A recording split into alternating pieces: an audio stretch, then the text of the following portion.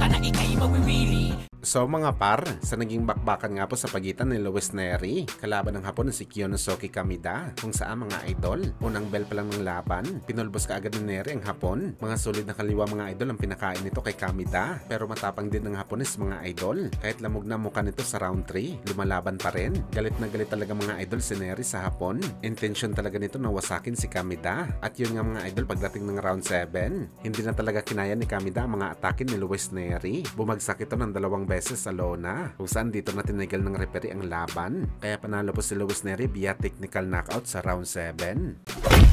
Samantala matapos nga po manalo si Dmitry Bivol sa naging laban nito kontra kay Artur Beterbiev at naging ganap ito na undisputed champion sa 175 pounds, kung saan nagsalita na po mga idol sa Beterbiev sa kanyang pagkatalo. Ano niya mga idol, oras na daw na bumalik ito sa drawing board matapos nito makuha ang kanyang unang talo sa kanyang record. Re-rest back daw mga idol si Boy Bato kay Bivol kapag naikasa na ang kanilang trilogy fight sa lalong madaling panahon, kung saan makikita talaga natin mga idol na sobrang dismayado talaga si Beterbiev sa kanyang unang pagkatalo. Bago pa nga lumabas ito sa ring mga idol, pinagsabihan at dinuro nito si Bivol, senyales sa kanyang matinding pagbabanta sa kapwa nito Russian fighter. Kaya abangan natin to mga idol.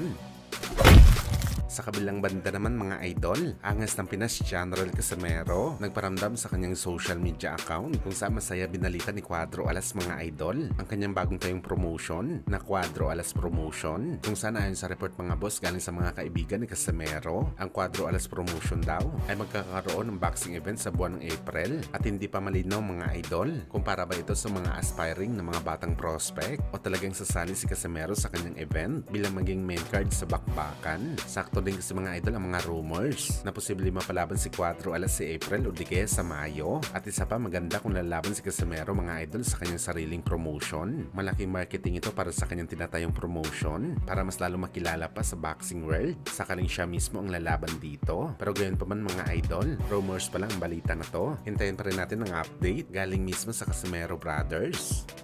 Samantala bukod sa update kay Casimero mga boss, may balita naman para sa ating pambato na si Carl Hamis Martin para sa kanyang upcoming fight. Kung matatandaan nyo mga idol, sinabi ng MP Promotion President Sean Gibbons na malaki ang tsansa na posible mapalaban si Wonderboy sa March 22. Hindi pa malinaw mga boss kung saan lalaban ito na undercard, bagamat matapos official nilabas mga idol ng Premier Boxing Champion o PBC ang kanilang poster sa laban ng Unified Junior Middleweight Champion Sebastian Pondora, kung saan March 22 din mga idol ang boxing event ni Pondora, at ina-assume natin mga idol na ito ang tinutukoy na date ni Sean Gibbons na posibleng mapalaban si Martin. Malamang magiging undercard si Wonderboy kay Pondora, at kung sakali mangyari ito mga idol, kahit sa prelim lamang lalaban si Martin, magandang exposure ito mga idol para sa kanya para mas lalo makilala pa bilang potential na future champion ng Super Bantamweight Division.